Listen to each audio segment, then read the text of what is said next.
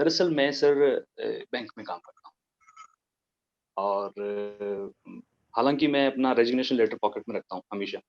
तो और मेरा पूरा इरादा है कि मैं बहुत जल्दी किसी न किसी दिन ये रेज़िग्नेशन लेटर रख के और यहाँ से भाग जाऊँगा।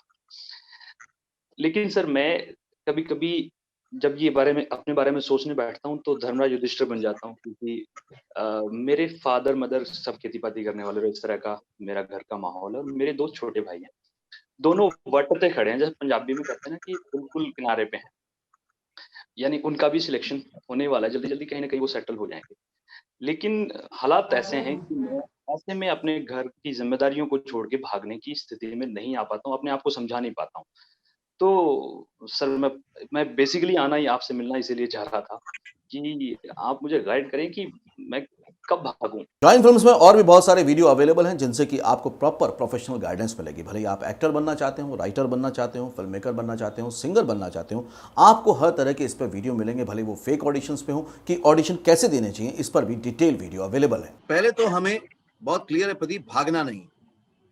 जी सर। मेरी क्लास में जब एक्टिंग क्लास हम करते हैं तो पहले दिन मैं सिखाता हूं कि एक्सेप्ट इट कि मैं नौकरी कर रहा हूं, ये मेरी जिम्मेदारी है, एंड एक्सेप्ट इट कि मुझे अपना ड्रीम गोल पाना है। एग्जाम्पल्स हैं जहां लोगों ने गवर्नमेंट जॉब छोड़ी है। अंकुर वर्मा जो कि क्राइम पेट्रोल में कॉप का रोल करते हैं, वो पीडब्ल्यूडी दिल्ली में थे, उन्होंने जॉब छोड़ा, आज अच्छा कैरियर है। आप एक्टिंग में किसी भी उम्र में कैरियर बना सकते हैं। केशव ने खुद देखा, इनके बैच में थे यज्ञेश जी, जो आज काम भी कर रहे हैं। बिल्कुल बिल्कुल। और 65 इयर्स की एज में उन्होंने इरादा बनाया कि मुझे एक्टिंग सीखनी है, और आज वो सक्सेसफुली काम कर रहे हैं। तो इससे कोई फर्क नहीं पड़ता आपकी उम्र क्या है। अब आते हैं कि हम कैसे स्टेप बाय स्टेप उस जगह तक पहुंचे। तो आज से प्रदीप जी, आप हर वो काम करेंगे जो आपको ड्रीम गोल तक लेके जाएगा। ये रूल बनाइए अपने लिए। हर वो काम, अगर उसमें एक्टिंग सीखना है तो एक्टिंग सीखूंगा, प्रैक्टिस करनी है तो प्रैक्टिस करूंगा, अपने जॉब के साथ करूंगा।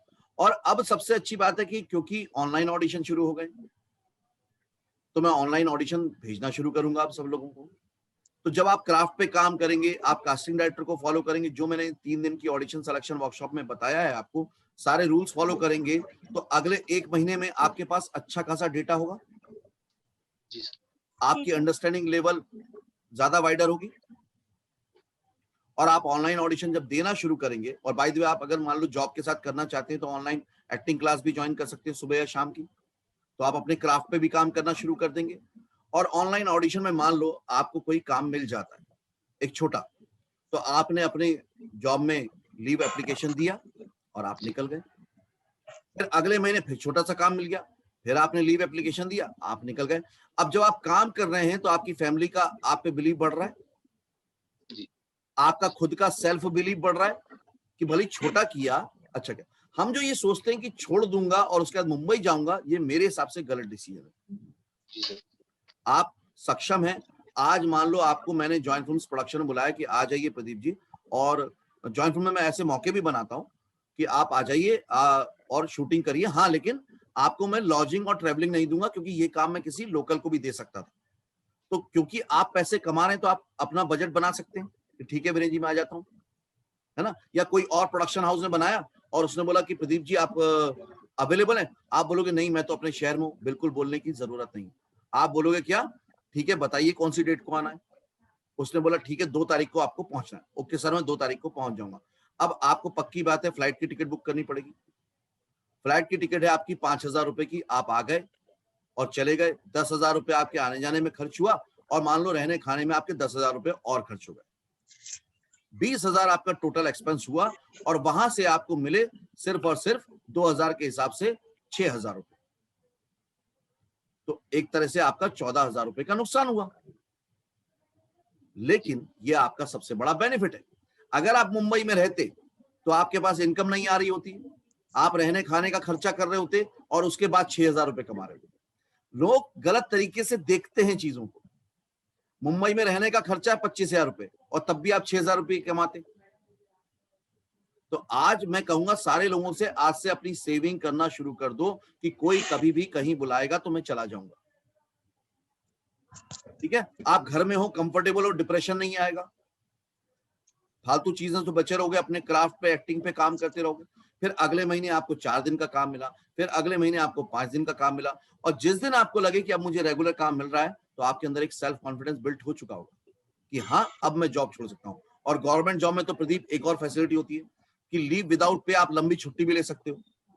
तो आपने क्या करा, जब छोटे छोटे काम मिल गए, अब वर्क एक्सपीरियंस मेरे पास आ गया, वर्क लिंक मेरे पास आ गया, तो मैंने क्या बोला, सर मैं 2 महीने की छुट्टी ले रहा हूँ, 3 महीने की छुट्टी ले रहा हूँ।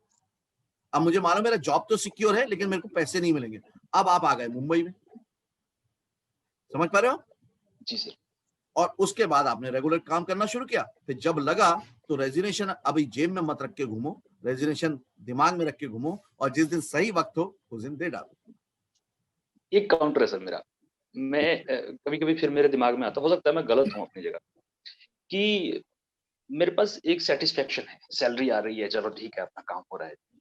लेकिन मैं उस चीज़ को फ़ॉलो नहीं कर पाता हूँ। कभी-कभी शाम के टाइम अकेले में ऐसा लगता है कि भाई तुझे क्या करना चाहिए, क्या कर सकता है? ईश्वर ने तुझे जो काबिलियतें दी है या जो तू अपने अंदर बिल्ड करना चाहता है या जो तू कर सकता है, उसकी तरफ कब जाएगा? ज़िंदगी तो दिनों-दिन बीते जा रही है। तो सर वो सैटिस्फैक्शन जो मुझे मिल रहा होता है सैलरी की वज़ह से कि हर महीने आ गए जी 25-30,000, 35,000, 40,000 आ गए खाते में, अब क्या चाहिए? उससे कैसे छुटकारा पाऊँ कि उससे सैटिस्फैक्शन ना हो? छुटकारा पाने का आगे एक तरीका है, बहुत आसान तरीका है, क्योंकि आप अभी कुछ कर नहीं रहे हैं अपने ड्रीम करियर के लिए, इसलिए कभी कभी ख्याल आता है ना, कि तू होती तो ऐसा होता, तू होती तो वैसा होता, वो कभी कभी आता है। लेकिन अगर मान लो for example, just for example, daily आप ऑनलाइन क्लास में 1 घंटा अपना एक्टिंग पे दे रहे हैं, तो क्या होगा, वो जो कभी कभी का ख्याल है वो रोज आना शुरू हो जाएगा। वो जब रोज आना शुरू हो जाएगा तो एक हिम्मत बढ़ेगी ऑडिशन भेजने की, क्योंकि एक रेगुलर चीज हो रही है ना। अब ऑडिशन भेजना शुरू करोगे तो क्या हुआ, एक्शन प्लान हो गया। अभी सिर्फ वो सपना है, सपना तब तक हकीकत नहीं बनता जब तक उसमें एक्शन और एफर्ट नहीं डलता। समझ पा रहे हो आप? हमको ड्रीमर नहीं बनना है, हमको ऑल टाइम ड्रीमर बनना है कि मैं हमेशा उसके बारे में काम करूं।